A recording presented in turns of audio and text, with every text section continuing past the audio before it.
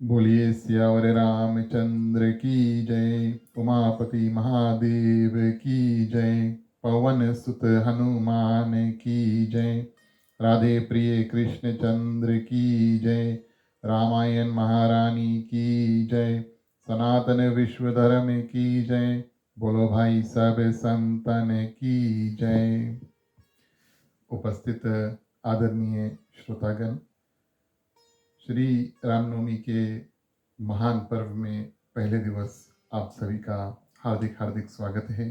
प्रिय श्रोतागण, हमारे ओर से, हमारे परिवार की ओर से, हमारे मंडली आदर्श सत्संग रामायण मंडली के सभी सदस्य और उनकी परिवार की ओर से आप सभी को इस पावन पर्व की मंगल शुभकामनाएं।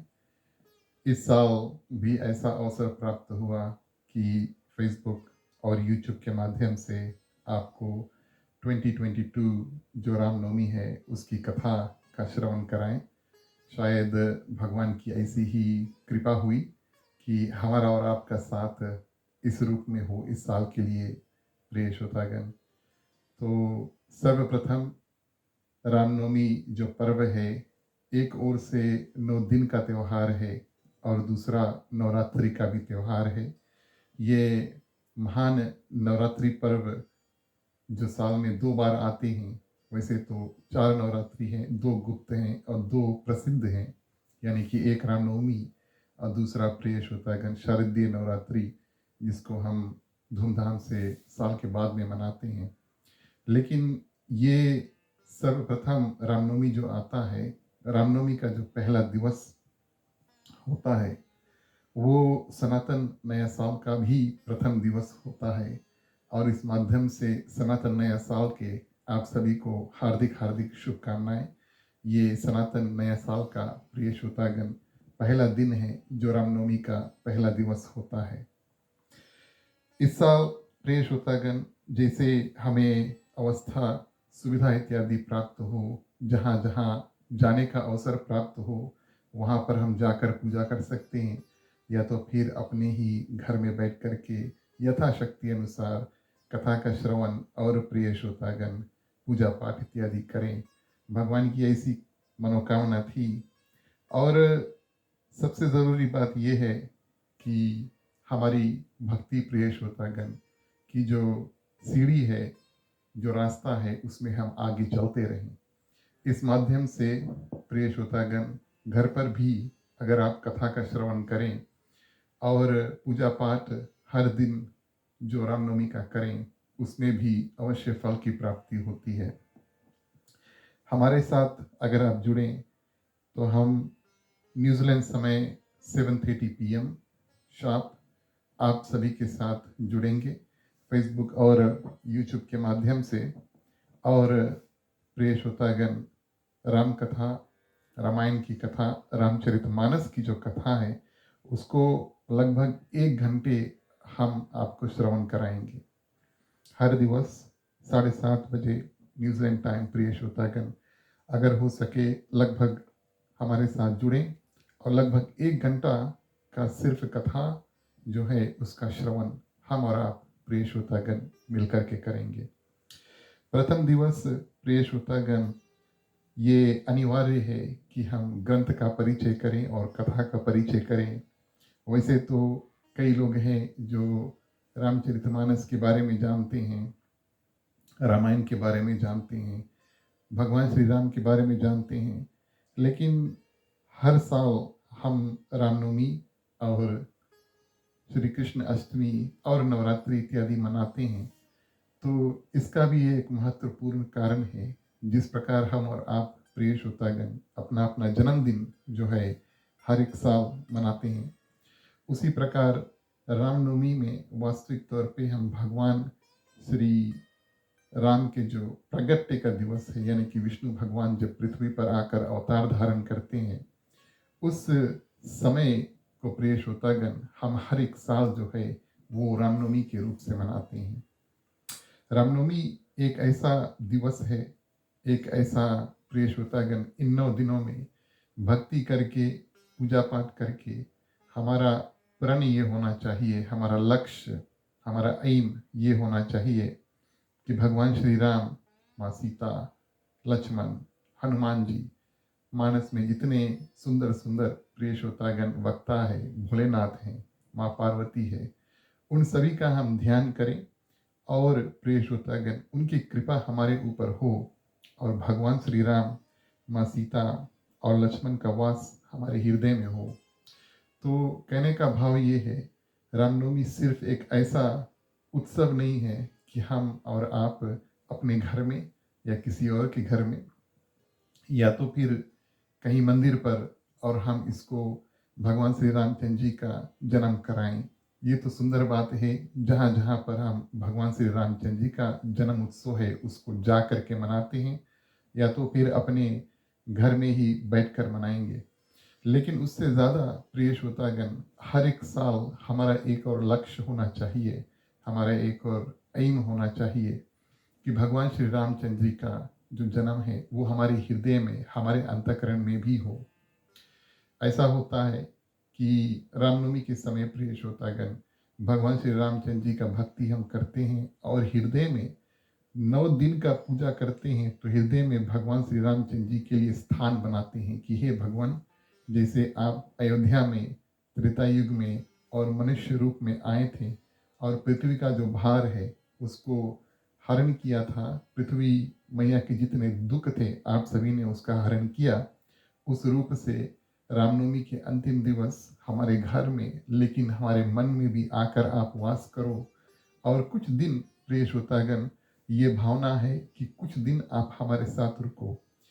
अब कितने दिन भगवान श्री राम अगर हृदय में वास करें और भगवान श्री राम का जन्म जो है हमारे हृदय में होता है, कितने दिन भगवान श्री राम हमारे साथ रुकते हैं।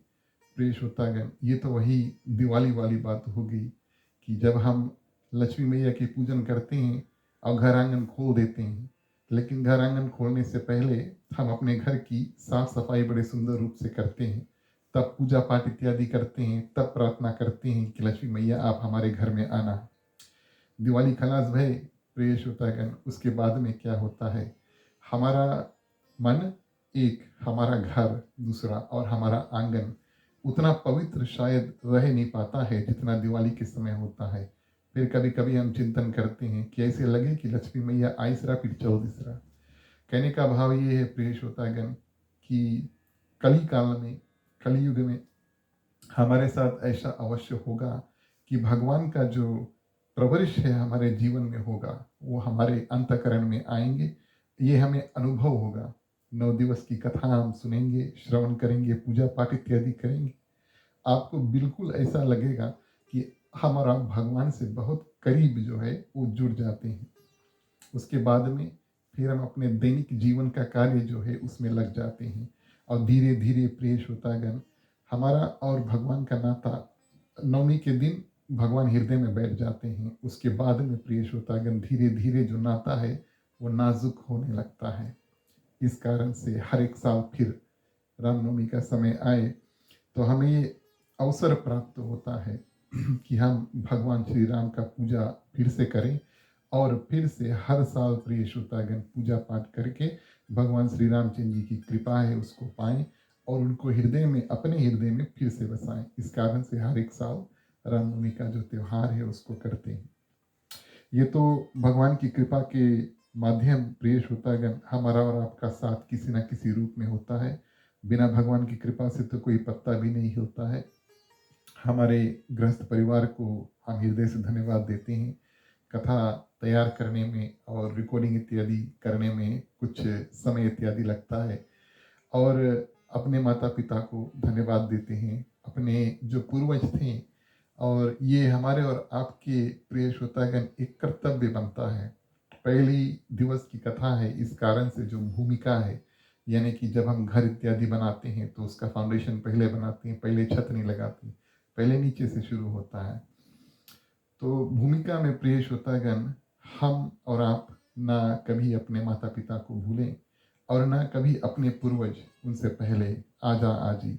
और प्रिय श्रोतागण, अब हम पीजी से आए हैं तो हमारे जो पूर्वज थे वो गिरमिटिया थे, जो भारत से सदियों पहले आए थे और आए तो थे बहुत दूर भारत से, लेकिन प्रिय श्रोतागण, अपनी जो भाषा है, अपनी जो संस्कार है, अपनी जो रीति है, अपने जो ग्रंथ है, अपने जो रहन सहन है, उसको प्रिय श्रोतागण पीजी में कायम रखा।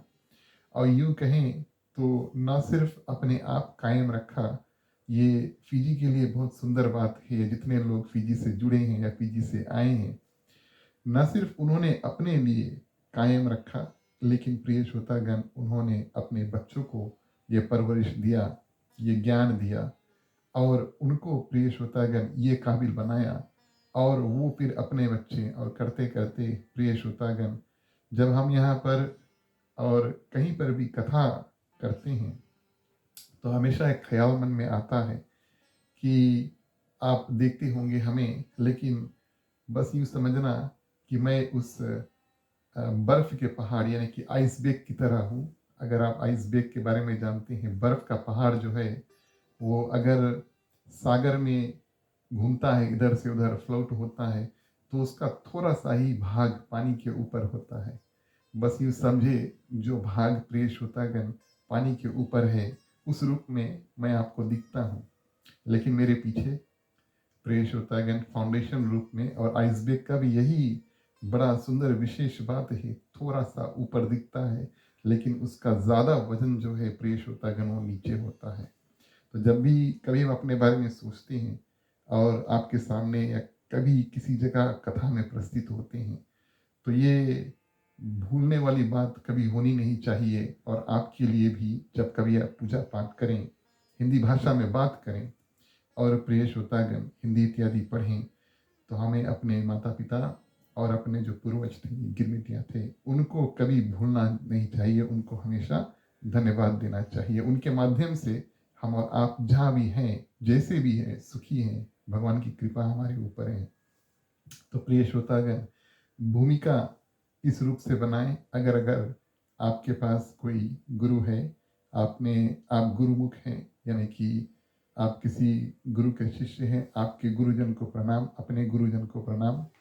और चलिए रामायण की कथा प्रिय श्रोतागण बालकांड से शुरू करते हैं। सुंदर सुंदर गोस्वामी तुलसीदास जी के 7 कांड है। वैसे तो रामायण की कथा अगर हम करें तो बड़ी सरल रूप से हम कह सकते हैं कि त्रेता युग में राजा दशरथ के 4 पुत्र हुए। अगर एक पैराग्राफ में, या अगर आप हमें 2 मिनट दें, हमारे पास तो हर दिन 1 घंटा होगा, लेकिन अगर आप हमें 1 या 2 मिनट दें और कहें कि रामायण की कथा क्या है, राम कथा क्या है, तो सरल रूप से ये कहेंगे कि राजा दशरथ के 4 पुत्र थे। राजा दशरथ का शासन में 4 पुत्र हुए, राम, भरत, लक्ष्मण और शत्रुघ्न। और उन चारों का विवाह जो है वो जनकपुरी में हुआ। तो भगवान राम को राजगद्दी मिल ही रही थी, किंतु उन्हें वन जाना पड़ा। भरत को भी राजगद्दी स्वीकार नहीं था, और प्रिय श्रोतागण, श्री राम को अयोध्या लौट आने के लिए वो चित्रकूट जाते हैं, परंतु भगवान श्री रामचंद्र जी की पादुका जो है वही लेकर वापस आकर राज सिंहासन पर भरत जो है वो स्थापित कर देते हैं। पीछे भगवान श्री राम पंचवटी जाते हैं, और वहां पर एक असुर जो है भगवती माँ सीता का अपहरण करता है। और सीता माँ की पता लगाने के लिए भगवान श्री राम बानर और भालू सेना जो है उसको बटोरते हैं, समुद्र पर एक पुल जो है उसको बांधते हैं, लंका पर चढ़ाई करते हैं, रावण आदि राक्षसों का विनाश करते हैं माँ सीता माँ के साथ। और प्रिय श्रोतागण, पुष्पक विमान में बैठकर भगवान श्री रामचंद्र जी पुनः अयोध्या में पधारे और राम राज्य की जो स्थापना है उसको करते हैं। 2 मिनट की कथा जो है, अगर आप कहें कि राम कथा क्या है, रामायण की कथा क्या है, तो 2 मिनट में ये हम आपको बता सकते हैं। लेकिन प्रिय श्रोतागण, और ये भी बात कहें कि अब जितनी बातें हमने अभी तक आपसे बताई है, ये तो सब जानते हैं, ऐतिहासिक बात है। लेकिन ये कथा युगों से, हर एक युग से चली आ रही है। हर एक पीढ़ी प्रिय श्रोतागण इस कथा को करते हैं।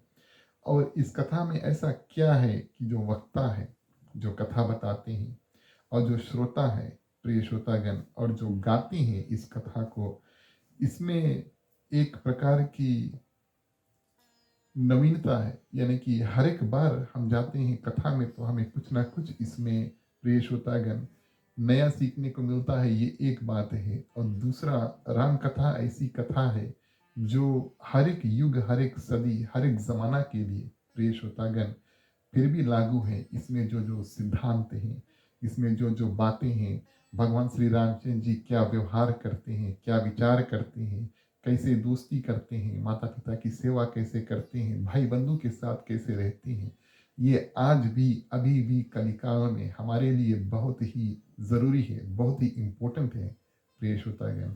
इस कारण से सभी लोग ऐसी कथा जो राम कथा है, प्रिय श्रोतागण, उससे बहुत ही प्रेम करते हैं।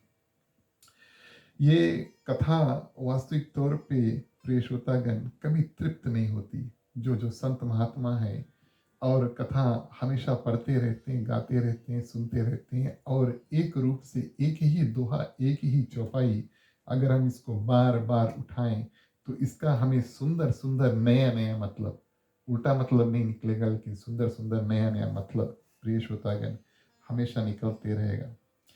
और ये न सिर्फ भगवान श्री रामचंद्र जी की जो बातें हैं, प्रिय श्रोतागण, न सिर्फ भगवान श्री रामचंद्र जी बात करते हैं, और गोस्वामी तुलसीदास जी और अन्य वक्ता जो मानस के हैं, भगवान शंकर हैं, भरद्वाज जी हैं, काकभूषण जी हैं, प्रिय श्रोतागण, न सिर्फ भगवान श्री रामचंद्र जी की जो बातें हैं उन्होंने लिखा है, लेकिन भगवान श्री रामचंद्र जी के जो व्यवहार है, उनकी बिहेवियर है। भगवान श्री रामचंद्र जी एक ऐसे देव हैं, मनुष्य रूप में आए, उन्होंने सिर्फ कहा नहीं और ज़्यादा नहीं कहा, अगर आप मानस की ओर देखें, ज़्यादा नहीं कहा, लेकिन ज़्यादा करके दिखाया है। और ये भी बड़ी सुंदर बात है, हमें कुछ लोग ऐसे जीवन में मिलेंगे जो ज़्यादा बात करेंगे, काम नहीं करेंगे।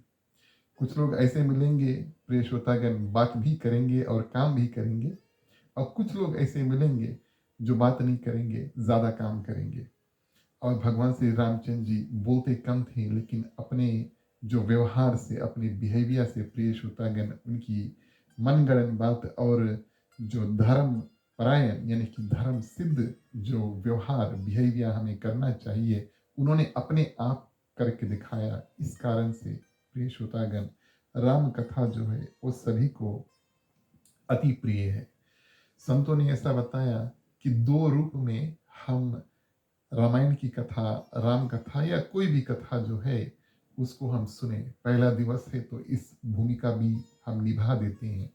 सर्वप्रथम जैसे हमारा बैठ के टीवी देखते हैं। अब हमारा बैठ के अगर टीवी देखते हैं तो टीवी में अभिनेता, अभिनेत्री इत्यादि यानी कि एक्टर और एक्ट्रेस हैं, तो हम बैठ कर देखते हैं और वो टीवी पे, प्रिय श्रोतागण, अपना कार्यक्रम करते हैं और हम उनको देखते हैं।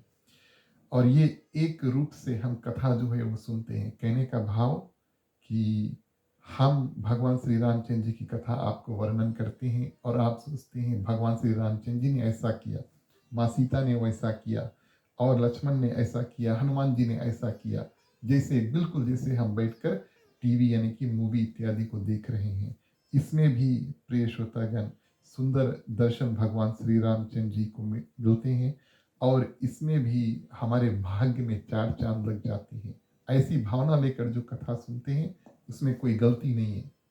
ऐसी भावना जो लेकर कथा सुनते हैं उसमें कोई गलती नहीं है।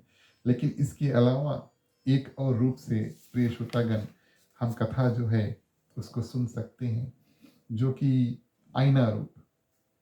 आईना रूप, प्रिय श्रोतागण, यानी कि दर्पण रूप।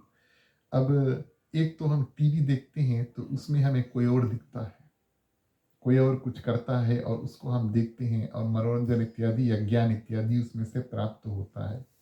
लेकिन दर्पण यानी कि आईना या कि शीशा यानी कि मीरा, अगर उसमें हम अपना जो रूप है उसको देखते हैं, उसके सामने जाकर खड़ा होते हैं, हमारा ही रूप, प्रिय श्रोतागण, हमें वापस देखने को मिलता है, किसी और का रूप नहीं। हम शीशा के सामने खड़ा रहें, मीरा के सामने, हमारा ही रूप हमें देखने को मिलता है। ये एक बात है। दूसरा अंतर, प्रिय श्रोतागण, जब हम टीवी इत्यादि देखते हैं तो टीवी में हम किसी और की बात सुनते हैं और उनका श्रवण करते हैं। अगर आप शीशा, आईना, मीरा के आगे खड़ा होंगे, प्रिय श्रोतागण, आप बात तो करोगे लेकिन उधर से जवाब कुछ नहीं मिलेगा। मेरे कहने का भाव कि राम कथा ऐसे भी सुननी चाहिए जैसे जो जो कर्म जैसे जैसे भगवान श्री रामचंद्र जी करते हैं या माँ सीता करते हैं, जब वक्ता उस कथा को बताते हैं तो हम और आप सोचे कि जीवन में हम भी क्या कर रहे हैं। ना सिर्फ एक ज़माने में यानी कि त्रेता युग में भगवान श्री रामचंद्र जी ने और अन्य जो यहाँ पर भूमिका निभाए हैं राम कथा की, हनुमान जी ने ऐसा किया, विभीषण ने ऐसा किया, ये सिर्फ ये नहीं, लेकिन आज के दिवस में और अभी तक हमने अपने जीवन में क्या किया है और प्रिय श्रोतागण हमें क्या करना चाहिए। ठीक उसी तरह जैसे अगर हम आईने के सामने खड़ा होते हैं और जो हमें देखने को मिलता है उसमें किसी प्रकार की बनावट नहीं है, जो आईना देखता है वही हमें दिखाता है प्रिय श्रोतागण। तो ये भी एक भावना है जिस माध्यम से हम राम कथा जो है और किसी भी प्रकार की जो कथा है उसको कर सकते हैं। जैसे कि हमने आपसे बताया राम कथा में न सिर्फ चर्चा है यानी कि न सिर्फ बातचीत है, लेकिन भगवान श्री रामचंद्र जी अनेक सद्गुण को चरितार्थ किए हैं यानी कि उनको करके दिखाए हैं। अयोध्या में प्रिय श्रोतागण राज सिंहासन से उतरकर भगवान श्री रामचंद्र जी क्या करते हैं, माँ शबरी के पास जाते हैं। एक उदाहरण आपको बताएं, और उनकी कुटिया में जाते हैं और प्रिय श्रोतागण पलथी मार कर बैठते हैं। एक भावना से हम अगर इस बात को सोचें तो अयोध्या की गद्दी भगवान श्री रामचंद्र जी, सुंदर गद्दी, बहुत ही आराम है वहां पर बैठकर, उसको छोड़ करके प्रिय श्रोतागण आराम से और माँ शबरी जो है उसके साधारण से कुटिया में जाकर बैठकर पालथी मार कर बैठते हैं।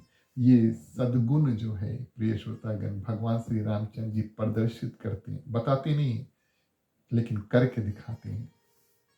और राम कथा, भगवान श्री रामचंद्र जी की चर्चा इत्यादि संसार के दुखों को हल्का करता है प्रिय श्रोतागण, और श्रवण करने से ऐसा संत महात्मा कहते हैं और पूर्ण आश्वासन मिलता है।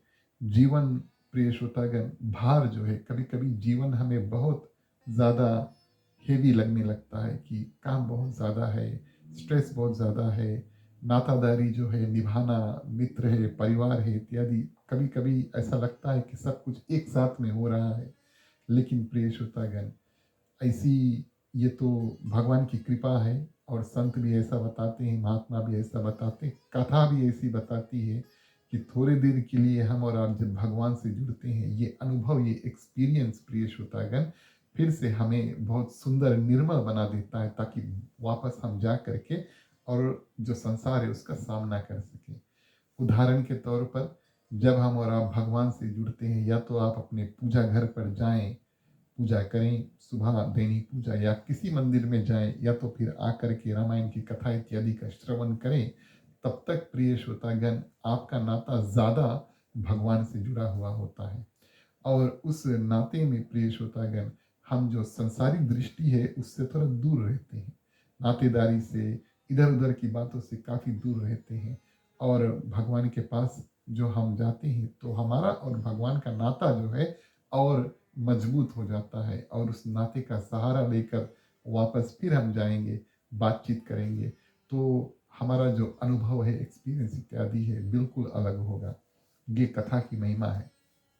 गोस्वामी तुलसीदास जी 7 सोपान जो है वो लिखे, अवधी भाषा हिंदी में लिखे, सरल हिंदी भाषा में उन्होंने लिखे, और 7 सोपान को संत महात्मा प्रिय श्रोतागण सीढ़ी बताते हैं। जिस रूप से सीढ़ी ऐसी वस्तु है, सीढ़ी में अगर आपके पास एक सीढ़ी है उसमें 7 स्टेप्स हैं, 7 स्टेप्स हैं, तो ऐसा संभव नहीं है कि आप सबसे ऊपर वाला स्टेप प्रिय श्रोतागण सबसे पहले चढ़ें, ऐसा नहीं हो सकता है। हमें और आपको नीचे से शुरू करना पड़ता है। ठीक उसी तरह जैसे समझ और देह की जो बनावट है, बच्चा जब आता है तो बिल्कुल अडल्ट की तरह नहीं आता है, और पृथ्वी पर जब उसका जन्म होता है वो शिष्य की तरह होता है, तो धीरे धीरे बढ़ता है। और जैसे जैसे बच्चे बढ़ते हैं प्रिय श्रोतागण, उनका समझ भी, उसमें भी परिवर्तन होता है। तो गोस्वामी तुलसीदास जी ने इस कथा को 7 अलग अलग सीढ़ी में बनाया है, 7 अलग अलग सोपान में प्रिय श्रोतागण बनाया है, और 7 अलग अलग सोपान के साथ अलग अलग नाम जो है उसको दिए। प्रथम सोपान का नाम प्रिय श्रोतागण उन्होंने बाल कांड दिया, यानी कि इसमें भगवान श्री रामचंद्र जी के जो सुंदर बाल चरित्र है उसको लिखें। इन 9 दिवस हमारा ये प्रयास रहेगा कि हम कथा जो है मंगलाचरण से लेकर भगवान श्री रामचंद्र जी के जो जन्म है वहाँ तक उस दाहिने में रहे। यानी कि आज हम कथा शुरू करते हैं, मंगलाचरण करते हैं, भगवान श्री रामचंद्र जी के नाम की महिमा करेंगे और धीरे धीरे आगे बढ़ेंगे। और ये कथा राम कथा के रूप में प्रिय श्रोतागण जब भगवान श्री रामचंद्र जी का जन्म होगा आखिरी यानी कि 9वें दिवस तब तक अंत करेंगे। कई दिन हो गए इस रूप की कथा करने, और कई बार हम जब रामनवमी की कथा करते हैं तो काफ़ी रूप से, और जो जो मुख्य श्रोता होते हैं या तो मंडली इत्यादि है उनसे बात करके और हम कथा की तैयारी करते हैं तो काफ़ी जगह ऐसा होता है कि मानस के इस पार से उस पार थोड़ा थोड़ा कथा जो है लेकर के हम राम कथा के रूप में आपके सामने प्रस्तुत कर देते हैं। लेकिन पुराने ज़माने में ख़ासतौर पर फिजी में एक ऐसी प्रथा थी, और आज इसमें भी थोड़ा परिवर्तन हुआ है, लेकिन कुछ कुछ लोग ऐसा अभी भी मानते हैं कि जब रामनवमी की कथा हो तो मानस का आप एक बगल से शुरू करो और प्रिय श्रोतागण रामनवमी जो है वहाँ पर कथा लेकर जाकर छोड़ो जब भगवान श्री रामचंद्र जी का जन्म हो। तो हमारा प्रयास इन 9 दिन 2022 की रामनवमी की कथा में ऐसा ही होगा कि हम बालकांड में ही रुकेंगे और थोड़ा और डीप यानी कि थोड़ा थोड़ा थोड़ा थोड़ा करके पूरा 7 कांड की जो कथा है आपसे प्रस्तुत नहीं करेंगे। लेकिन प्रिय श्रोतागण बाल कांड में रुक के थोड़ा और नीचे इसमें से जो गूढ़ बातें हैं निकाल के भगवान श्री रामचंद्र जी के जन्म तक की कथा आपके सामने प्रस्तुत करेंगे। 2022 का प्रयास हमारा ऐसा होगा। तो प्रिय श्रोतागण 7 कांड में गोस्वामी तुलसीदास जी सर्वप्रथम क्या करते हैं, बताते हैं कि रामायण की कथा किसी दिन शुरू करो, क्योंकि हफ्ता में भी 7 दिन है, किसी दिन शुरू करो, किसी भी दिन हम इसको प्रारंभ करते हैं, किसी भी दिन इसको अंत कर सकते हैं। दूसरी बात स्वर, प्रिय श्रोतागण कहा गया है कि संगीत के भी 7 स्वर होते हैं। और कहने का भाव क्योंकि गोस्वामी तुलसीदास जी ने इसको लिखा है गाने के लिए, पढ़ने के लिए भी और सुनने के लिए भी, लेकिन खास तौर से गाने के लिए भी इनको दोहा, चौपाई, छंद इत्यादि के माध्यम से लिखा, ताकि जब मंडली बैठे और संत महात्मा बैठे इसको गा करके सुनाए। तो संगीत के भी 7 स्वर है प्रिय श्रोतागण। भगवान श्री रामचंद्र जी और भगवान विष्णु के 7वें अवतार माने गए हैं। तो प्रथम प्रिय श्रोतागण प्रथम ग्रंथ का जब प्रारंभ गोस्वामी तुलसीदास जी ने किया, एक तो 7 कांड है यानी कि 7 भाग है, और दूसरा प्रथम कांड यानी कि पूरा मानस को जब उन्होंने प्रारंभ किया, जब शुरुआत किया 7 मंत्र से किया है सर्वप्रथम। और ये 7 मंत्र प्रिय श्रोतागण ये हिंदी में नहीं लेकिन संस्कृत में किए। गोस्वामी तुलसीदास जी आम व्यक्ति, हमारे और आप जैसे साधारण व्यक्ति के लिए सरल हिंदी भाषा में इस रामचरितमानस को रचा, ये तो सुंदर बात है। लेकिन ये भूले नहीं कि संस्कृत जो है वो हिंदी भाषा की भी माँ है, और उसको मान सम्मान दिया सर्वप्रथम। और हर एक कांड से पहले भी और बाल कांड में भी सर्वप्रथम प्रिय श्रोतागण गोस्वामी तुलसीदास जी 7 मंत्र से और इस कथा का प्रारंभ करते हैं। प्रथम मंत्र से गोस्वामी तुलसीदास जी गणपति जी और सरस्वती माता की वंदना करते हैं और कहते हैं कि वंदे वाणी विनायक है।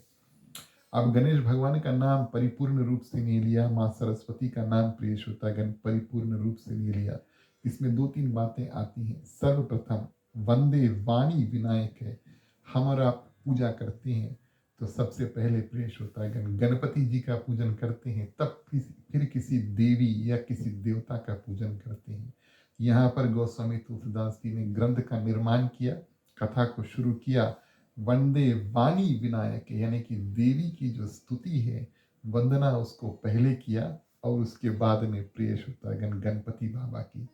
यूँ मानो कि गोस्वामी तुलसीदास जी ये बताना चाहते हैं कि इस ग्रंथ में प्रधानता जो है वो देवी यानी कि भक्ति की होगी, और जो भी कोई प्राणी इस ग्रंथ को सुनेगा, श्रवण करेगा, पढ़ेगा, उसके अंदर भगवान श्री रामचंद्र जी की प्रति भक्ति जो है वो बढ़ेगा। ये तो गोस्वामी तुलसीदास जी का मानना था। तो वाल्मीकि जी ने जब संस्कृत में रामायण का जो निर्माण है उसको किया, उसमें तो साफ रूप से लिख दिया ये भगवान राम की कथा नहीं है, ये माँ सीता की कथा है। गोस्वामी तुलसीदास जी यहाँ पर संकेत करते हैं प्रिय श्रोतागण, वाणी यानी कि माँ सरस्वती को पहले याद किया और कहते हैं कि जो भी कोई भक्त इस कथा को करेगा उसको प्रिय श्रोतागण भक्ति प्रदान होगा। इस कारण से कहते हैं वाणी, वंदे वाणी विनायक है। जीवन में प्रिय श्रोतागण वाणी आवश्यक है, लेकिन विनय और विवेक का भी आवश्यकता है। तो माँ सरस्वती की ओर देखें तो हर एक कला, हर एक ज्ञान इत्यादि हमें प्राप्त करते हैं, लेकिन ये कला और ज्ञान को इस्तेमाल करने के लिए जो बुद्धि इत्यादि चाहिए, विनय और विवेक, सही गलत का पहचान जो है, जिसको विवेक हम सरल रूप से मानते हैं, तो ये सब प्रिय श्रोतागण गणेश भगवान से आते हैं। तो सर्वप्रथम जब भूमिका तैयार करते हैं, जैसे घर बनाते हैं तो पहले फाउंडेशन बनाते हैं, और प्रिय श्रोतागण सर्वप्रथम अगर हमें कथा का श्रवण करना है, भगवान श्री रामचंद्र जी तक पहुंचना है, माँ सीता तक पहुंचना है, तो सर्वप्रथम वंदे वाणी विनायक है, यानी कि माँ सरस्वती का ध्यान करें और उसके बाद में गणपति भगवान का ध्यान करें। और उसके बाद में प्रिय श्रोतागण दूसरा मंत्र में श्रद्धा और विश्वास के प्रतीक भगवान शंकर माँ पार्वती को प्रणाम करते हैं। तो प्रथम मंत्र में वंदे वाणी विनायक है, दूसरा मंत्र में प्रिय श्रोतागण और भवानी शंकर यानी कि श्रद्धा विश्वास रूपिणी, संस्कृत में लिखा लेकिन आपको हिंदी में बताते हैं। तो भगवान शिव माँ पार्वती को प्रणाम करते हैं, लेकिन उनका भी नाम नहीं लिया, शिव पार्वती उनको नहीं कहा, उनको श्रद्धा और विश्वास कहा। तो प्रिय श्रोतागण ये कथा को श्रवण करने के लिए इस कथा का जो परिणाम है, जो रिजल्ट है, अच्छा आवे, हमारे जीवन में परिवर्तन हो, हमारे ज्ञान में परिवर्तन हो, उसके लिए वाणी की आवश्यकता है, बोलने की शक्ति की आवश्यकता है, और प्रिय श्रोतागण विवेक की आवश्यकता है जो गणपति बाबा देते हैं, और श्रद्धा और विश्वास। प्रिय श्रोतागण ये चार वस्तु कम से कम किसी भी घर को अगर आप देखें तो चार कोना जो होता है दीवार होता है। तो ये प्रिय श्रोतागण मानस के चार दीवार हैं जो गोस्वामी तुलसीदास जी सर्वप्रथम इनके बारे में बताते हैं। भगवान शंकर और माँ पार्वती को श्रद्धा और विश्वास कहा, और गोस्वामी तुलसीदास जी बालकांड में प्रधान रूप से सर्वप्रथम क्या करते हैं, भगवान शंकर और माँ पार्वती को उनको विवाह रूप में बंधन में बांधते हैं। मानस में अगर आप देखें सभी लोगों के पास ये ज्ञान है कि भगवान श्री रामचंद्र जी का जन्म से पहले प्रिय श्रोतागण भगवान शंकर माँ सती का त्याग करते हैं, और फिर वही माँ सती माँ पार्वती के रूप में तपस्या इत्यादि करती हैं भगवान शंकर के प्रति, और उसके बाद में उनका विवाह भगवान शंकर के साथ में होता है। तब वहां पर जब उनका विवाह हो जाता है, तब माँ पार्वती प्रश्न करती हैं भोलेनाथ जी से कि आप हमें राम कथा बताओ, पूछे ही रघुपति कथा प्रसंगा। कहने का भाव ये प्रिय श्रोतागण, श्रद्धा और विश्वास को बांधना चाहिए, ना सिर्फ रखना चाहिए, दोनों को संगठित करना चाहिए। तब फिर जो भगवान श्री रामचंद्र जी का कृपा है और उनका जो आगमन है हमारे जीवन में, यानी कि रामनवमी जो भगवान श्री रामचंद्र जी का अवतार है हमारे जीवन में होगा। श्रद्धा और विश्वास प्रिय श्रोतागण सुनने में और समझने में थोड़ा सरल भी है, थोड़ा कठिन भी है, और कभी कभी ऐसा माना जाता है कि दोनों एक है, लेकिन इसमें थोड़ा अंतर है प्रिय श्रोतागण। श्रद्धा माँ पार्वती को बताया गया है और विश्वास भगवान शंकर को बताया गया है। श्रद्धा ऐसी वस्तु है जिसको हमें पैदा करना पड़ता है, अपने जीवन में श्रद्धा को पैदा करना पड़ता है। और ये एक उदाहरण हम आपको दें, जैसे माता पिता छोटे जो बच्चे होते हैं वो क्योंकि जन्म से ही माता पिता को पहचानते हैं और उन्हें अपने माता पिता के ऊपर विश्वास होता है, यही हमारे माता पिता, इसमें उनके प्रति कोई संदेह नहीं है। लेकिन श्रद्धा अब जब वो स्कूल जाने शुरू करते हैं तब वो ABCD के बारे में सीखते हैं, तो ये धीरे धीरे उनको सिखाया जाता है। कहने का भाव ये, श्रद्धा को हम अपने जीवन में एक पौधा के रूप में उसको बड़ा कर सकते हैं, लेकिन विश्वास प्रिय श्रोतागण भगवान के प्रति हमें हमेशा होना चाहिए।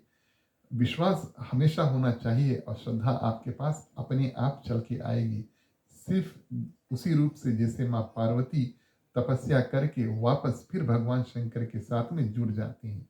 तो इस बात का ध्यान रहे कि भगवान से हमारा विश्वास जो है वो कभी हटना नहीं चाहिए, और भगवान शंकर प्रिय श्रोतागण अविनाशी है, उनका कभी नाश नहीं होता।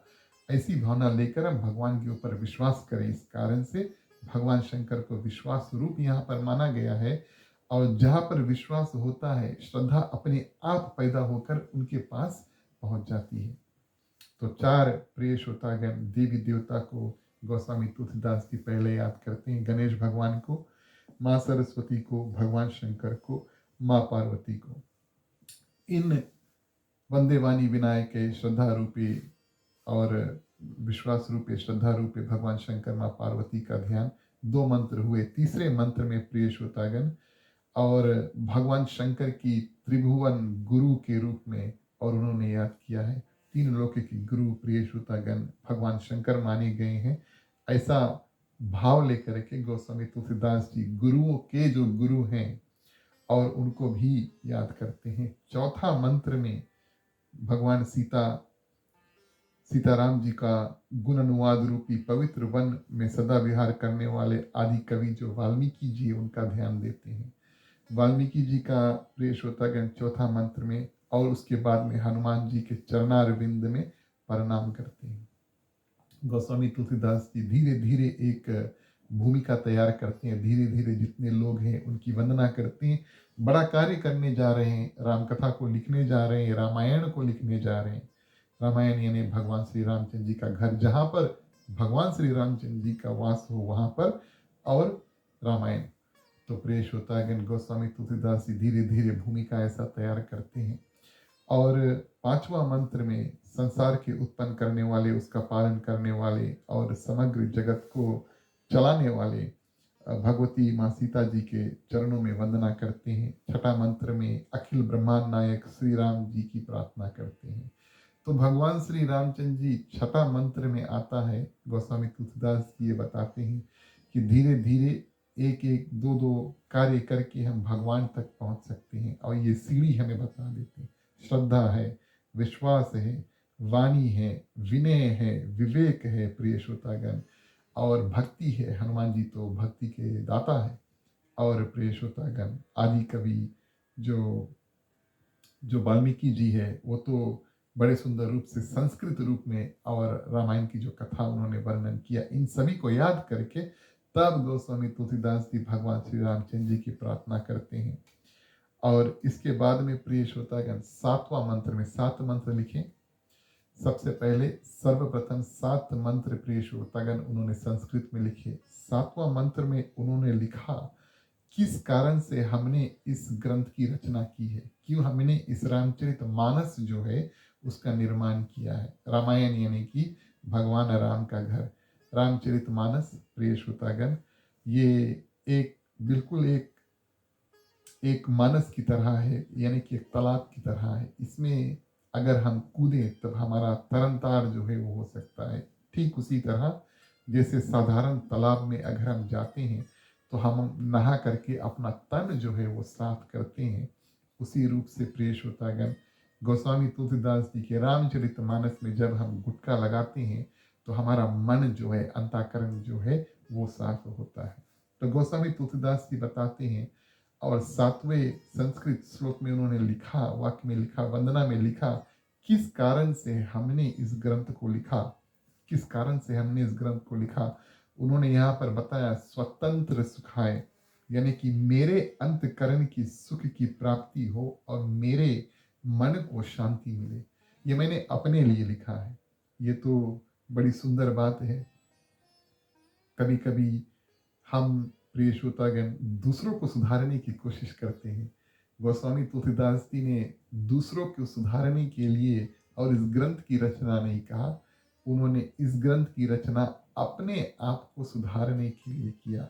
मेरे मन को शांति मिले, मेरे अंतःकरण में सुख हो, मेरे जीवन सुख और शांति से भर जाए। इस कारण से प्रिय श्रोतागण इस ग्रंथ का निर्माण जो है किया। जैसे कि हमने कहा, कभी कभी हम दूसरों को सुधारने में इतना लग जाते हैं कि हम अपने ओर नहीं देखते हैं।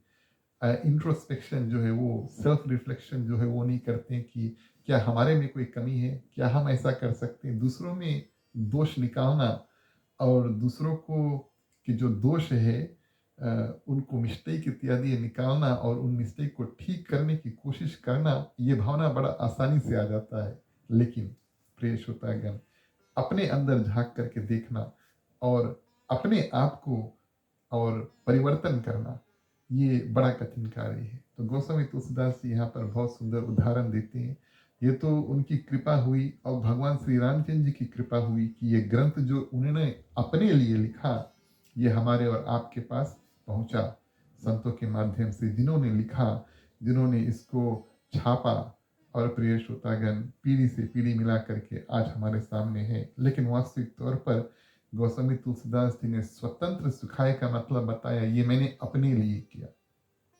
तो हमारा और आपकी भावना होना चाहिए कि दूसरों की मदद करो, सही भावना के साथ में मदद करो, लेकिन अपने आप भी अंदर झांक कर देखो और क्या परिवर्तन हम अपने जीवन में कर सकते हैं, अपने मन में कर सकते हैं, अपने भावनाओं में कर सकते हैं और प्रिय श्रोतागण अपने बिहेवियर इत्यादि में कर सकते हैं। यही बात यहाँ पर गोस्वामी तुलसीदास जी ने बताया।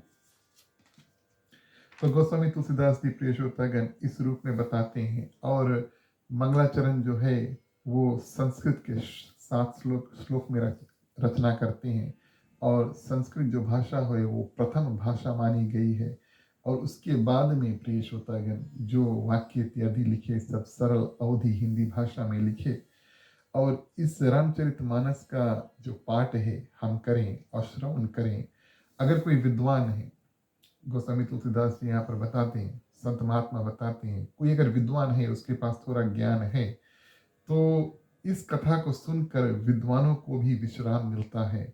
और सामान्य लोग हैं तो प्रिय श्रोतागण जो ज्ञान भक्ति वैराग्य के रास्ते में, भगवान के रास्ते में अभी भी निकले हैं, सीख रहे हैं, उनको प्रिय श्रोतागण कम से कम मन में प्रसन्नता मिलता है।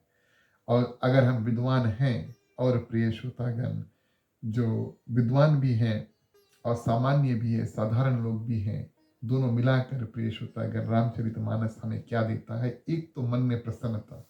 कभी ऐसा होना नहीं चाहिए कि हमने भगवान श्री रामचंद्र जी की कथा का श्रवण कर लिया, स्टार्ट से फिनिश तक पूरा कथा सुन लिया। ये आप अनुभव करना, एक्सपीरियंस करना। रामचरितमानस रामायण की कथा बैठकर करें प्रिय श्रोतागण। शुरू किया, कथा ध्यान लगाकर सुना, शुरू किया, कथा ध्यान लगाकर सुना और प्रिय श्रोतागण अंत किया, आपके मन में प्रसन्नता जो है, खुशहाली जो है वो बढ़ जाएगा। ये एकदम 100% गारंटी वाली बात है प्रिय श्रोतागण। और मन को विश्राम भी मिलेगा, मन में शांति उपजेगा। ये कथा की महिमा है, ये रामचरितमानस की महिमा है। और ये भगवान श्री रामचंद्र जी की कृपा उनके ऊपर होती है जो इसके करीब आते हैं। इसके बाद में गोस्वामी तुलसीदास जी सरल भाषा में 5 सोरठे जो है उसको लिखते हैं।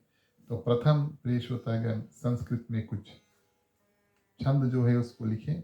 उसके बाद में प्रथम सोरठा में गणपति जी की प्रार्थना करते हुए कहते हैं कि जिनके स्मरण से सिद्धि प्राप्ति होती है, हे गणनायक यही सुमिरत सिद्ध हुए।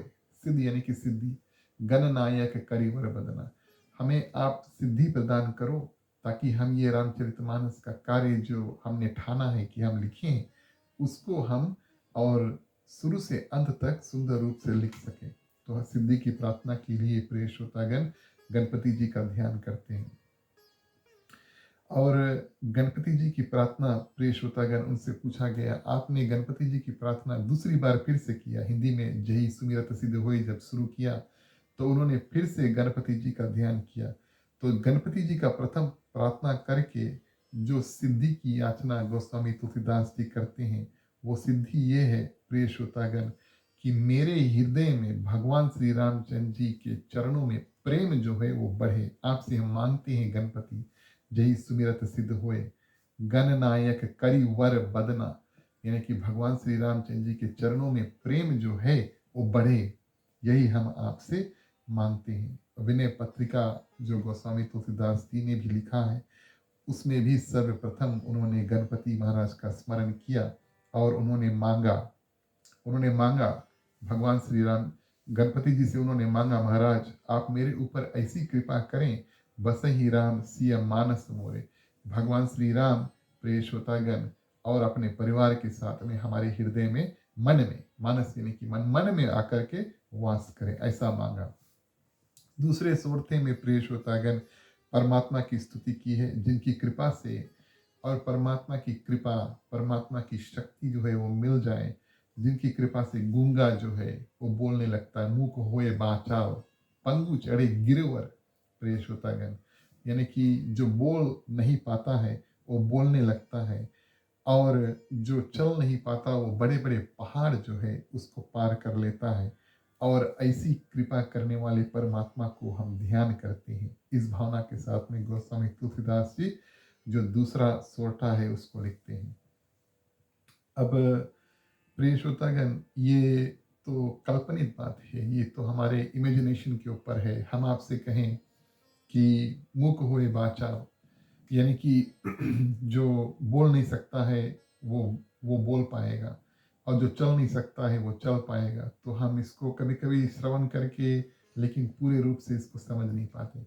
इसका अर्थ प्रिय श्रोतागण ये है कि मानस में इतनी शक्ति है कि जो भावना है, जो ज्ञान है, जो बोल नहीं सकता वो किसी ना किसी रूप से वो प्रकट कर पाएगा। भारत में कुछ ऐसे संत हैं प्रिय श्रोतागण जो देख नहीं सकते, लेकिन भगवान की कृपा उनके पास ऐसी हुई कि वो कथा क्या सुंदर गान करते हैं। और भले आंख की रोशनी नहीं है, कुछ कुछ संत ने कितने ग्रंथ जो है वो लिख दिए, कितने ग्रंथ उन्होंने लिख दिए, लेकिन आंख में देखने की शक्ति नहीं है। और कहने का भाव ये है, मूक होए बाचाल पांगु चढ़े गिरो। भगवान हमें शक्ति प्रदान करना, ताकि ये जो बड़े बड़े कार्य है, बोलने की कार्य है, और जो पहाड़ है उसको चढ़ने का कार्य है, जितना शक्ति इसमें लगता है, ऐसे शक्ति के अनुमान हम कोई और कार्य जो है वो अपने जीवन में कर सके, ऐसा आप हमारे ऊपर कृपा करना। तीसरे सोटे में गोस्वामी तुलसीदास की प्रिय श्रोतागण शेषनाग की शैया पर विराजमान भगवान नारायण की प्रार्थना करते हैं कि मेरे मन सागर की तरह जो है वो खारा है, पवित्र नहीं है। मेरे हृदय में आपको वास करना है, मेरे हृदय सर्वदा पवित्र रहेगा। प्रिय श्रोतागण ये जो क्षीर सागर वाली बात है, अब हमारा आप तो सभी जानते हैं कि क्षीर सागर में भगवान विष्णु का वास होता है, और सागर जो है वो खारा होता है। लेकिन क्षीर सागर पवित्र क्यों है? क्योंकि वहां पर और भगवान का वास होता है। भले ही सागर खारा है, यानी कि उसमें नमक इत्यादि है, वो पीने के लायक नहीं है, उसको हम साधारण पानी के रूप से नहीं पी सकते, उसमें नमक होता है, लेकिन उसको पवित्र माना गया है इस कारण से क्योंकि उसमें भगवान विष्णु और शेषशैया पर माँ लक्ष्मी के साथ में विराजमान है। अब वो जो उदाहरण आध्यात्मिक दृष्टि से अगर हम देखें तो हमारा जीवन, हमारा मन भी प्रिय श्रोतागण खारा होता है। कभी कभी कुछ ऐसे उल्टे ख्याल मन में आ जाते हैं, या ना चाहते हुए भी हम कुछ ऐसे ऐसे कर्म कर देते हैं जो शायद हमें करनी नहीं चाहिए। तो जीवन में भी प्रिय श्रोतागण खारापन जो है वो आता है, कभी कभी मुख से कुछ उल्टे वचन भी निकल जाते हैं। तो कुछ ऐसे उदाहरण हैं, और हम कहेंगे कि हमारा जीवन भी खारा है। लेकिन प्रिय श्रोतागण जैसे सागर जो है वो खारा है, लेकिन वहां पर जब भगवान वास करते हैं वो पवित्र हो जाता है, वो पूजनीय हो जाता है। उसी तरह से जब भगवान हमारे खारे मन में आकर के विराजमान होते हैं, तब हमारा मन जो है वो शुद्ध हो जाता है, पवित्र हो जाता है। गोस्वामी तुलसीदास जी यहाँ पर यही बताते हैं कि मेरे हृदय में आप आकर विराजमान हो, भले खारा है लेकिन आप मेरे हृदय को पवित्र कर दो। चौथे श्रोते में फिर से भगवान शिव की प्रार्थना करते हैं। कोई आप कान के भस्म करने वाले प्रिय श्रोतागण, सदा शिव जी आप मेरे ऊपर कृपा करें और मेरे मन में काम आदि विकार जो है उत्पन्न ना हुए। देखिए कामना जो है मन में ऐसी भावना लेकर आती कि ये कर ले, वो कर ले, ऐसा कर ले, वैसा कर ले। जब हम कोई काम को ठानते हैं, और आप गोस्वामी तुलसीदास जी ही को देखें, अगर उन्होंने ठाना कि हम राम कथा लिखेंगे, रामचरितमानस लिखेंगे शुरू से अंत तक, तो उसमें अगर किसी और वस्तु की कामना आई प्रिय श्रोतागण, तो ये कार्य जो है वो हो नहीं पाएगा। और भगवान शंकर कौन है? उन्होंने काम को भस्म किया है। आगे हम कथा इसको बताएंगे आराम से। लेकिन भगवान शंकर ने काम को भस्म किया, इस कारण से उस रूप में भगवान शंकर को ध्यान करते हैं कि जब तक हमारा कार्य सिद्ध नहीं होता, काम वासना इत्यादि हमारे हृदय में उत्पन्न ना हो। प्रिय श्रोतागण, ये जो लक्ष्य है हमारे भी जीवन में होना चाहिए। जीवन परिवर्तित होता है, और कहने का भाव ये है कि अब मान लो कोई बच्चा है तो वो प्राइमरी स्कूल जाएगा, उसके बाद में जूनियर, उसके बाद में हाई स्कूल जाएगा, फिर प्रिय श्रोतागण उसके बाद में यूनिवर्सिटी जाएगा।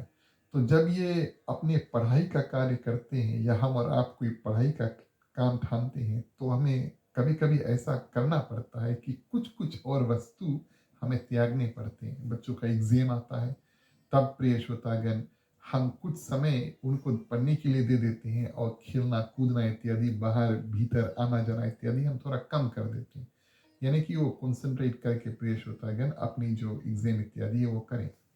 तो यहाँ पर गोस्वामी तुलसीदास जी कहते हैं कि हमारा ध्यान कथा में ही रहे, हम पूरे रूप से, ताकि किसी और प्रकार की जो कामना है, ये कर ले, वो कर ले, ऐसा कर ले, इससे जाकर बात कर ले, इसके साथ समय बिता दे, ये सब भगवान शंकर आप हमारे मन में जो भावना उसको एकदम बिल्कुल शांत कर देना, ताकि हम मानस का जो कार्य है, लिखने का कार्य कर सकें।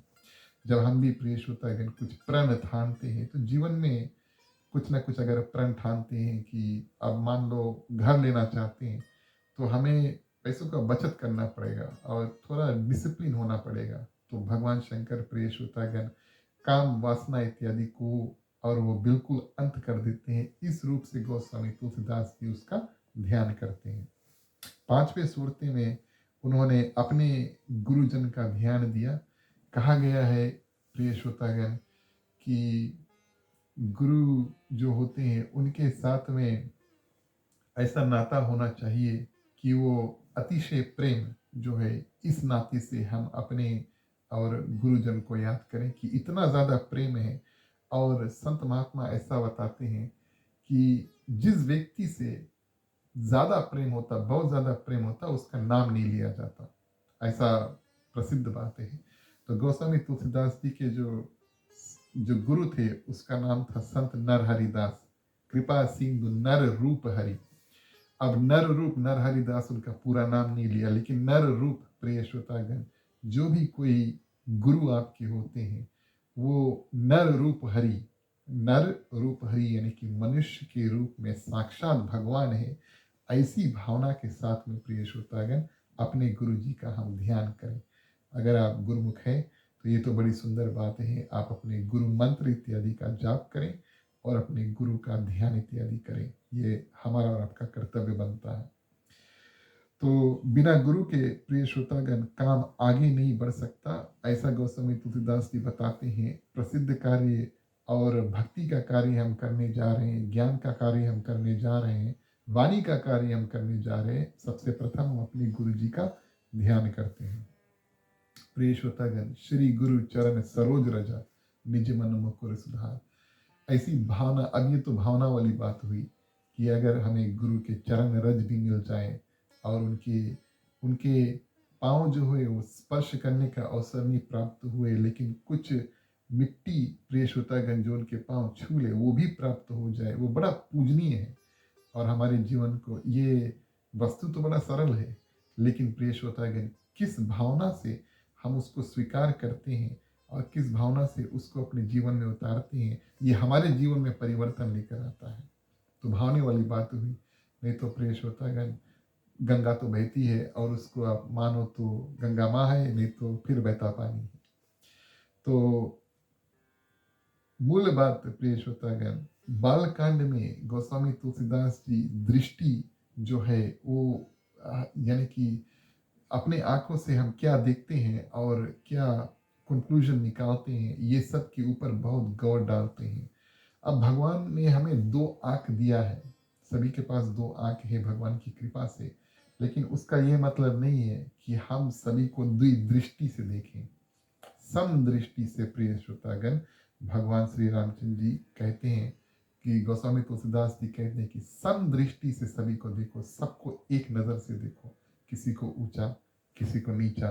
प्रिय श्रोतागण, किसी को ज्ञानी, किसी को अज्ञानी नहीं देखो। एक उदाहरण हम आपको दें, गौतम बुद्ध, महात्मा बुद्ध जो थे, जब उनको ज्ञान प्राप्त हुई और उसके बाद प्रिय श्रोतागण, ज्ञान तो उनके पास प्राप्त हो गया, जब परम ज्ञान उनको प्राप्त हो गया तो 9 दिन वो मौन रहे, उन्होंने कुछ कहा नहीं। अब कुछ ज्ञान है तो हम और आप सोचेंगे कि चलो वो किसी से बांटेंगे, लेकिन उनका ऐसा मानना हुआ, 9 दिन उन्होंने कुछ नहीं कहा।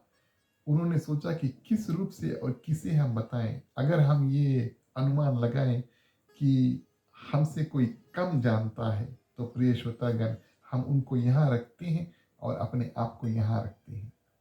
तो उन्होंने 9 दिवस मौन रहकर प्रिय श्रोतागण और इस बात को सोचा और समझा कि हमको और आपको गोस्वामी तुलसीदास जी सभी को समदृष्टि, एक दृष्टि से देखते हैं। अब हम कहें तो आप शायद विश्वास ना करें, लेकिन मानस ये बात बताती है कि गोस्वामी तुलसीदास जी वंदना करते हैं, वंदना करते हैं, वंदना करते हैं, सभी देवी देवताओं की वंदना करते हैं, राक्षसों की भी वंदना करते हैं। किस रूप से वंदना करते हैं, चलिए हम आपको श्रवण कराते हैं। सबसे प्रथम आगे वंदना की कथा में प्रिय श्रोतागण, साधु संत को उन्होंने धन्यवाद दिया है। साधु के जो चरित्र है बिल्कुल कपास की तरह है। गोस्वामी तुलसीदास जी बताते हैं जैसे कपास यानी कि कॉटन बिल्कुल सफ़ेद है, उसमें कलंक नहीं है, उसमें गंध नहीं है किसी प्रकार का, ना बदबू है, ना किसी प्रकार के रुई आप उठाएंगे उसमें किसी प्रकार के, नहीं तो अच्छा सूंघने को मिलेगा, नहीं तो बुरा सूंघने को मिलेगा, उसमें कोई सुगंध है नहीं। वशिष्ठ आकार विहीन है, यानी कि उसमें कोई खास आकार है नहीं और उसमें रस नहीं है, वो अति पवित्र है। और प्रिय श्रोतागण, ये एक ही तत्व से बना हुआ ये जो रुई होता है, उसी को घिस करके और किसी न किसी रूप से उसको तैयार करके धागा इत्यादि बना करके उससे हम कपड़ा बना करके और अपने तन को और ढकते हैं। कहने का भाव ये, गोस्वामी तुलसीदास जी बताते हैं, साधु संत कौन है, इनका जीवन अपने उद्धार के लिए नहीं, दूसरों के उद्धार के लिए हुआ है।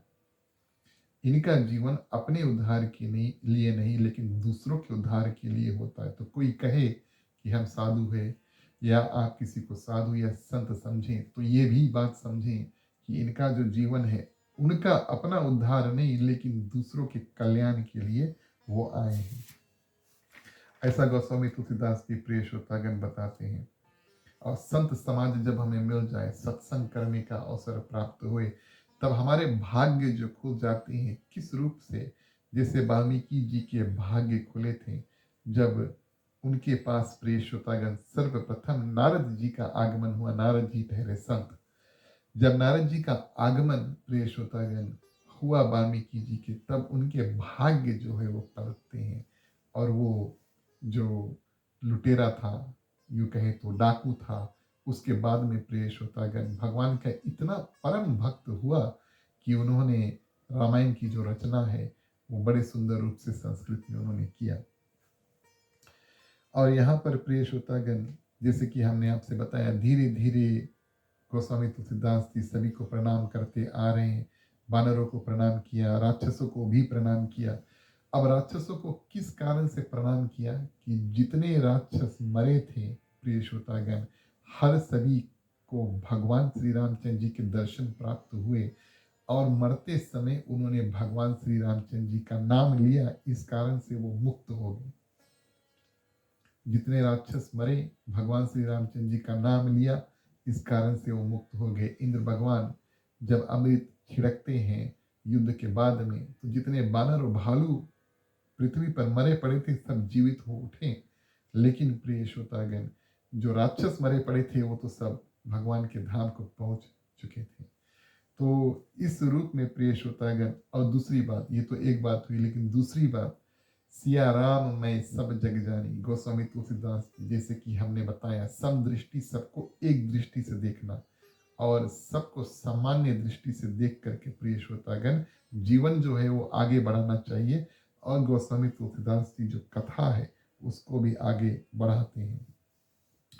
आगे प्रिय श्रोतागण मातृ देव भवा, यानी कि माँ कौशल्या को सर्वप्रथम जब जब अवध, प्रिय श्रोतागण अयोध्या के लोगों की वंदना करने की बारी आई तो सर्वप्रथम उन्होंने वंदना जो है वो माँ कौशल्या की किया। मातृदेव भवा, ये हमारे वेद बताते हैं। तो पहले माँ कौशल्या और उनके साथ साथ में प्रिय श्रोतागण जो दो माताएं बचे थे केके उमा सुमित्रा, उनका वंदन किया। उसके बाद में पितृदेव भवा, यानी कि बंदहु अवध भुआ, सत्य प्रेम जही राम पदा। और किस रूप से प्रिय श्रोतागण राजा दशरथ को उन्होंने प्रणाम किया, सत्य प्रेम जही राम पदा। कौन ऐसे जो अभिनेता यानी कि एक्टर थे रामचरितमानस में जो सत्य प्रेम जही राम पदा, ये थे राजा दशरथ, क्योंकि उन्होंने सच्चा प्रेम इस रूप से भगवान श्री रामचंद्र जी से किया कि वियोग सह नहीं पाए और अपने प्राण जो है उसको त्याग देते हैं। जो बचे कुछ लोग हैं प्रिय श्रोतागण, विभीषण है, सुग्रीव है, इत्यादि इत्यादि, जितने मानस में भगवान श्री रामचंद्र जी के मित्र हैं, जितने लोग उनसे मिले, वो सब भगवान श्री रामचंद्र जी से जब बिछड़ते हैं तब वो अपने अपने जीवन में फिर से लग जाते हैं। लेकिन राजा दशरथ, प्रिय श्रोतागण, भगवान राम का वियोग हुआ यानी कि राम वनवास हुआ तो राजा दशरथ उतने दिन तक इंतजार करते हैं जब तक उसको पता लगा कि भगवान राम वापस नहीं आने वाले। जैसे सुमंत ने आकर बताया भगवान श्री राम अब नहीं आएंगे, उन्होंने अपने प्राण जो है प्रिय श्रोतागण उसको त्याग दिया। उसके बाद में गोस्वामी तुलसीदास जी ने वंदना किया है राजा जनक को। जनक परिवार के एक एक व्यक्ति महान है। अब शंका इस बात की है कि गोस्वामी तुलसीदास जी हर एक व्यक्ति का नाम अगर लेने लगे, इतने लोग इतने लोग इतने लोग, जो वधुएं थी यानी कि राजा दशरथ की जो वधु थी सबकी, और राजा जनक की जो कन्याएं थी सबकी, माँ सीता की बहन इत्यादि के नाम अगर लेने लगे तो गोस्वामी तुलसीदास जी का बालकान अभी इतना बड़ा है फिर इतना बड़ा हो जाता है। और वो सोचते हैं कि हमें कथा आगे भी लेकर जाना है। ऐसा शंका नहीं करना चाहिए कि उन्होंने उर्मिला यानी कि जो लक्ष्मण की जो पत्नी होती है उसकी वंदना नहीं की। कभी कभी प्रिय श्रोतागण कुछ कुछ लोगों की वंदना हम कितना शब्द इस्तेमाल करें और किसी रूप से हम वंदना करें, ये उनका पूरी तरह से हम उनके बारे में बता नहीं पाते। गोस्वामी तुलसीदास जी उर्मिला के बारे में ऐसा सोचते थे और हनुमान जी के बारे में ऐसा सोचते थे और भरत और प्रिय श्रोतागण लक्ष्मण और शत्रुघ्न के बारे में ऐसा सोचते हैं। बोले भगवान श्री राम के बारे में तो हम बता देंगे, लेकिन इन इन लोगों के बारे में हम कैसे बताएं जो अनन्य रूप से त्याग किया प्रिय श्रोतागण। अब कहने का भाव, भगवान श्री रामचंद्र जी ने त्याग किया अयोध्या की गद्दी को, सिर्फ अयोध्या की गद्दी। माँ सीता ने क्या त्याग किया प्रिय श्रोतागण, और महल का आराम इत्यादि। लक्ष्मण ने 3 वस्तु त्याग कर दिए, अपनी स्त्री का त्याग कर दिया, खाना का त्याग कर दिया 14 वर्ष, और प्रिय श्रोतागण सोना यानी कि नींद का त्याग कर दिया। भरत प्रिय श्रोतागण जाकर के अयोध्या की गद्दी पर बैठ सकते थे लेकिन उसका त्याग कर दिया। शत्रुघ्न रामचरितमानस में गोस्वामी तुलसीदास जी ने प्रिय श्रोतागण, ऐसा कभी समय नहीं आया मानस में कि शत्रुघ्न ने अपने मुख से कुछ कहा। मांडवी, श्रुति कीर्ति, प्रिय श्रोतागण, भरत शत्रुघ्न की जो पत्नियां थी, उर्मिला जो लक्ष्मण की पत्नी थी, इनके मुख से उन्होंने कुछ कहवाया नहीं। यानी कि आप सुनेंगे नहीं कि गोस्वामी तुलसीदास जी ने लिखा कि शत्रुघ्न ने कुछ मानस में अपने मुख से कहा। लेकिन ये ये जो ये जो अभिनेता है यानी कि जो एक्टर्स हैं रामचरितमानस में, इनमें इतने गंभीरता है कि गोस्वामी तुलसीदास जी शब्दों के साथ में प्रिय श्रोतागण इनका विवरण जो है वो कर नहीं पाएंगे। हर एक अलग अलग रूप से त्याग करते हैं और हर एक अलग अलग रूप से रामचरितमानस की भूमिका निभाते हैं त्याग रूप में प्रिय श्रोतागण। गोस्वामी तुलसीदास जी जब भगवान श्री राम और उनके भाई की ओर आते हैं, वंदना करते हैं, अभी तो वंदना की कथा ही चल रही है, तो वंदना करते हैं, तो पहले आप सोचेंगे कि भगवान राम बड़े हैं और भगवान हैं, चारों भाई में से सबसे बड़े हैं, उनकी वंदना पहले करेंगे, उनको बगल करके सबसे पहले प्रिय श्रोतागण भरत की वंदना की है। कौन ऐसा भाई आपको मिलेगा जो अयोध्या की गद्दी को त्याग करके प्रिय श्रोतागण अपने बिल्कुल झोपड़पट्टी में साधारण रूप से रहेगा? ये भरत थे। कौन ऐसा भाई आपको मिलेगा जो अपने पत्नी को त्याग करके अपने बड़े भाई की सेवा में वन जो है उसको चल देगा? कौन ऐसा भाई आपको मिलेगा प्रिय श्रोतागण जो अयोध्या की सुरक्षा करेगा शत्रुघ्न के नाम से, और अयोध्या की सुरक्षा करेगा और पूरा जीवन भर जो है मौन व्रत जो है उसको धारण करेगा? ऐसे प्रिय श्रोतागण रामचरितमानस में ऐसे ऐसे लोग हैं और उनकी महिमा जो है वो अपरंपार है। गोस्वामी तुलसीदास जी बता देते हैं, भगवान राम के बारे में हम बता देंगे, लेकिन इनके बारे में किन शब्दों से हम बताएं कि इन्होंने किस रूप से भक्ति किया है, इन्होंने किस रूप से त्याग किया है प्रिय श्रोतागण। और इनका जो प्रेम है ये गुप्त है, भरत का प्रेम गुप्त है। कहने का उदाहरण, अयोध्या कांड के अंत में भगवान श्री रामचंद्र जी चित्रकूट में स्थिर हैं और भरत जो है वो लौटकर अयोध्या जाते हैं। आप कथा जानते हैं, जो पादुकाएं थी वो गद्दी पर धर देते हैं और अपने आप नंदीग्राम में रहने लगते हैं। ये जो कथा 3-4 पन्ने में लगभग गोस्वामी तुलसीदास जी ने लिखा होगा और अयोध्या कांड जो उसको अंत कर दिया। वहां से गोस्वामी तुलसीदास जी कथा जो है लिखते लिखते भगवान श्री रामचंद्र जी के साथ में आगे बढ़ते हैं, अरण्य कांड में आगे जाते हैं, सुंदर कांड में आगे जाते हैं, लंका कांड में आगे जाते हैं, और वापस भरत से मिलन प्रिय श्रोतागण कब होता है? आखिरी कांड में, उत्तर कांड में। यानी कि गोस्वामी तुलसीदास जी भगवान श्री रामचंद्र जी के साथ में है और भरत का जो प्रेम है, मांडवी, श्रुति कीर्ति, प्रिय श्रोतागण उर्मिला जो है, माँ सुमित्रा जो है, ये परिवार का जो प्रेम है, इसको प्रेम जो है इसको गुप्त रखा। उनके पास शब्द नहीं बचे प्रिय श्रोतागण, इन्होंने कितना बड़ा बड़ा त्याग किया है मानस में भगवान श्री रामचंद्र जी के प्रति, अयोध्या के गद्दी के प्रति, अपने भाई, अपने बंधु, अपने परिवार के प्रति। ये किस रूप में प्रिय श्रोतागण गोस्वामी तुलसीदास जी लिखे। और ऐसे वंदन करके प्रिय श्रोतागण हनुमान जी का वंदन किया। हनुमान जी का वंदन बड़े सुंदर रूप से किया। प्रणव पवन कुमार खलवन पावक ज्ञान धना, आपको हम प्रणाम करते हैं। तो संत महात्मा बताते हैं उनके चरण स्पर्श नहीं के, सबके चरण स्पर्श, चरण स्पर्श, चरण स्पर्श। हनुमान जी की बारी आई, उनको दूर से प्रणाम किया, उनके हृदय में सीताराम प्रिय श्रोतागण साक्षात विराजमान ने, दूर से प्रणाम किया। हनुमान जी आपको जो दर्शन करेंगे वो आपको ही नहीं लेकिन और माँ सीता और भगवान श्री रामचंद्र जी का दर्शन जो है उनको साक्षात होना चाहिए। भरत की वंदना प्रिय श्रोतागण करते हैं। लक्ष्मण की बारी आई तो भरत और लक्ष्मण प्रिय श्रोतागण गोस्वामी तुलसीदास जी अनेक रूप से भरत और लक्ष्मण के बारे में बताते हैं। भरत के चरणारविंद की वंदना जब करते हैं तो लिखते हैं, भगवान श्री रामचंद्र जी के जो चरण है वो कमल की तरह, यानी कि एक फूल की तरह है। और अगर भगवान श्री रामचंद्र जी के जो चरण है वो कमल के फूल हैं, तो भरत प्रिय श्रोतागण उस कमल के फूल पर बैठा हुआ एक भ्रमर है, यानी कि एक बी है, मधुमक्खी है, जो जा करके कमल के फूल में से प्रिय श्रोतागण रस जो है वो चुनता है।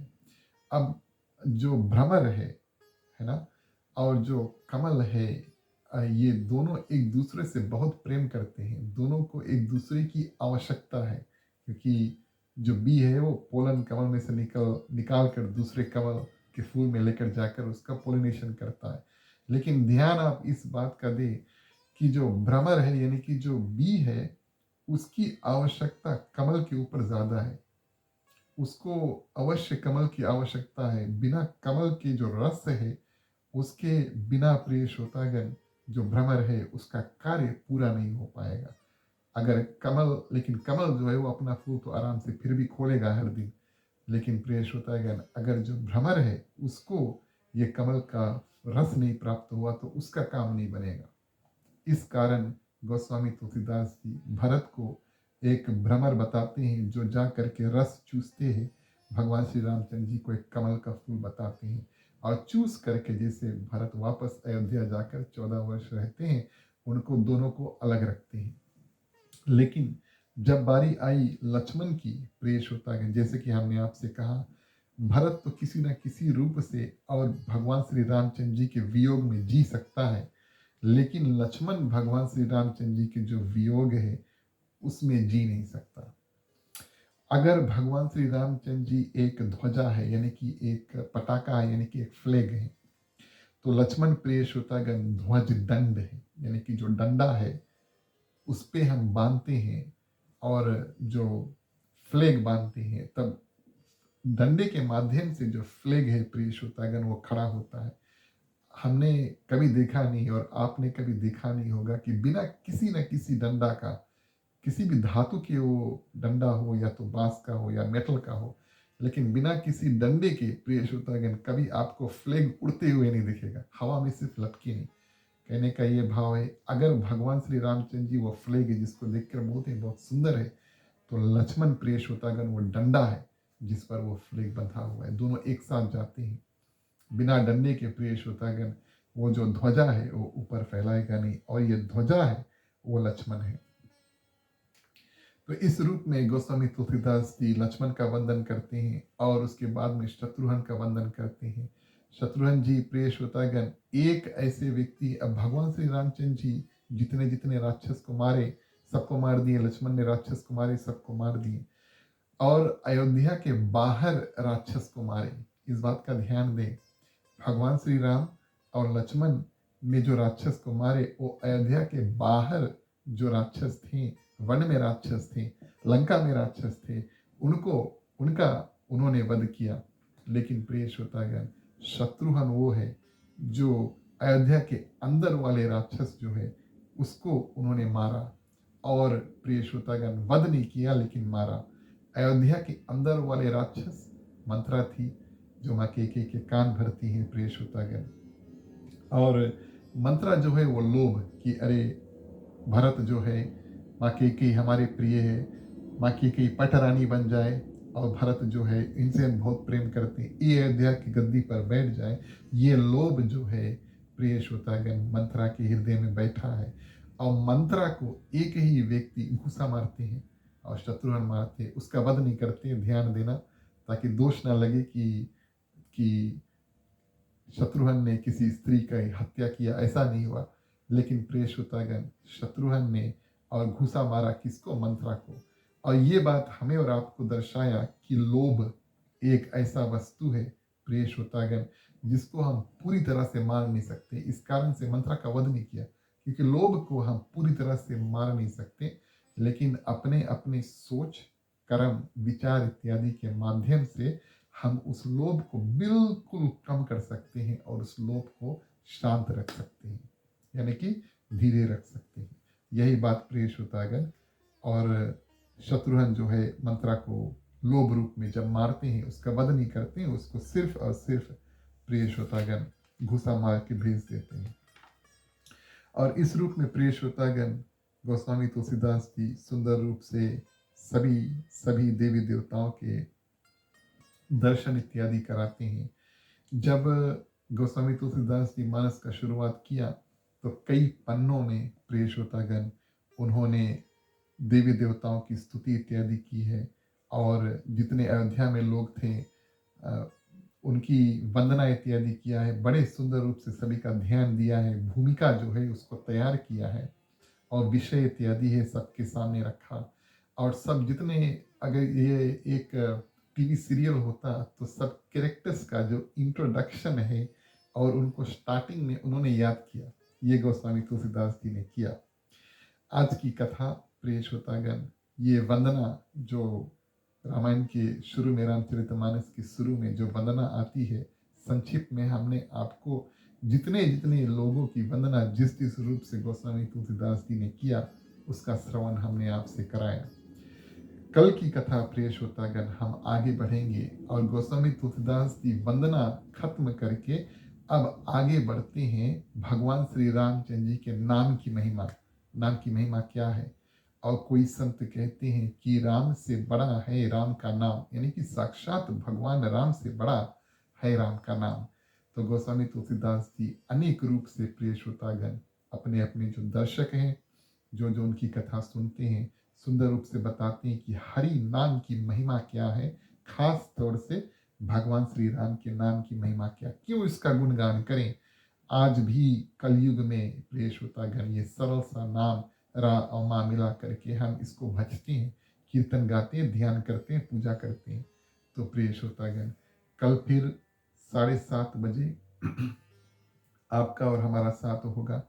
जहाँ तक हो सके आप हमारा साथ फिर से दें, और इसी रूप से लगभग 1 घंटे हम रामायण की कथा जो है दूसरे दिवस की कथा कल फिर आपके सामने प्रस्तुत करेंगे। जितने लोगों ने आज की कथा को श्रवण किया प्रिय श्रोतागण, ध्यान से सुना, उन सभी के ऊपर विशेष रूप से भगवान श्री रामचंद्र जी की कृपा हो और आपके जीवन में जो भक्ति है भरे, और आपके मन में ये जगह बने, ताकि रामनवमी के अंत में भगवान श्री रामचंद्र जी आपके मन में प्रवेश करें। ऐसी हमारी प्रार्थना भगवान श्री रामचंद्र जी से होगी। चलिए प्रार्थना करेंगे, उसके साथ में आज की जो कथा है उसको अंत करेंगे। स्वस्ति प्रजभ्यः परिपालयन्तः न्यायेन मार्गे महिषा गौब्राह्मणभ्यो शुभमस्तु नित्यं लोकाः समस्ताः सुखिनो भवन्तु सर्वे भवन्तु सुखिनः सर्वे सन्तु निरामया सर्वे भद्राणि पश्यन्तु मा कष्टदिक् भागवते आपुत्र पौत्रनां सन्तु पौत्रीणां सन्तु पौत्रीणां निर्धनां साधनां सन्तु जीवन्तु शार्दं शतं मम जीवन्तु शार्दं शतं मम जीवन्तु शार्दं शतं मम। ॐ शान्ति शान्ति।